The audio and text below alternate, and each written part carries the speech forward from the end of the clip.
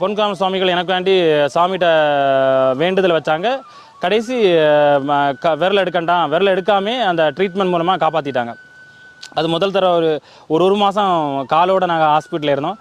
திரும்ப வந்தப்புறம் என்னாச்சுன்னா, அசையாமே எங்கள் அப்பா வீட்டிலே ஒரு 6-7 மாதமாக கொரோனா சமயத்துலேருந்து இது வரைக்கும் எந்த ஒரு வேலையுமே செய்யாமல் இருந்தனால கொலஸ்ட்ரால் வந்து அதிகமாகி எங்கள் அப்பாவுக்கு என்ன ஆகிட்டுனா அட்டாக் வந்துட்டு. அது ஹார்ட் அட்டாக்னே எனக்கு தெரியல. அன்றைக்கி நைட்டு எப்படி இருந்தேன்னா, நான் வந்து நைட்டு வந்து நேனுதான் ஒரு கதை வந்து யோகிராம் சரத்குமார் சொல்லியிருக்காரு.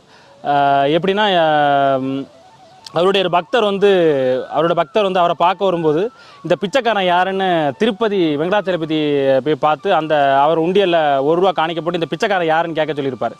அப்போ நானும் அந்த கதை கேட்டு அவர் கேட்கும்போது நேனு தான், அந்த பக்தர் வந்து அங்கே போய் கேட்கும்போது அவர் என்ன சொல்லுவாங்கன்னா, நேனு தான், நான்